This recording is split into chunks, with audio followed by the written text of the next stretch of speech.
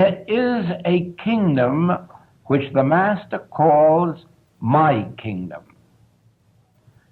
which is not of this world. And he said so.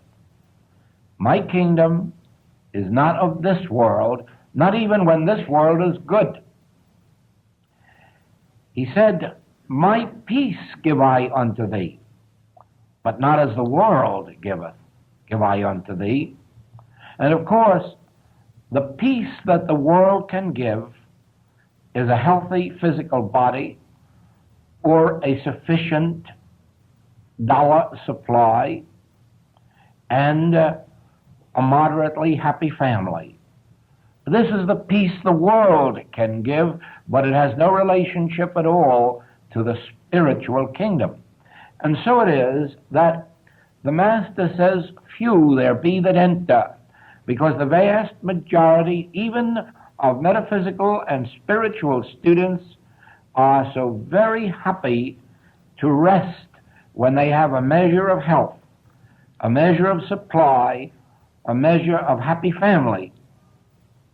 But they are the very ones 10 or 20 years later who wonder why they're beginning to show signs of age, wonder why their families aren't quite turning out the way they had hoped for them to. And then they learn that they had not gone the full distance of the spiritual path, they had only gone the first 10%. So it is, do not believe that physical harmony or your sufficient dollar supply or your moderately happy family life is your spiritual demonstration. It is only a sign that you are on the right path, and that if you continue, you will ultimately make the kingdom of God and attain the peace which passeth understanding. Now,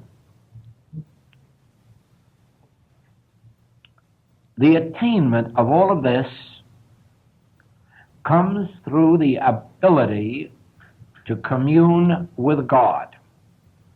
Communion with God is the absolute necessity for every individual. Communing with God is not a statement in a book. It is not an affirmation. It is not a cliche. It is an actual experience. And it is one which every spiritual student must achieve. There is a God, in spite of the fact that the world does not see much evidence of it. There is a God. God is. And next to this, we know that the kingdom of God is within you. In other words, there is no need to go to some far-off place. There is no need to think that you must achieve Tibet or India or Rome or Boston or Kansas City.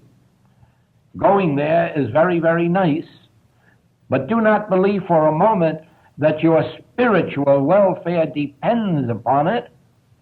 Your spiritual welfare depends upon your attaining conscious communion with God within you.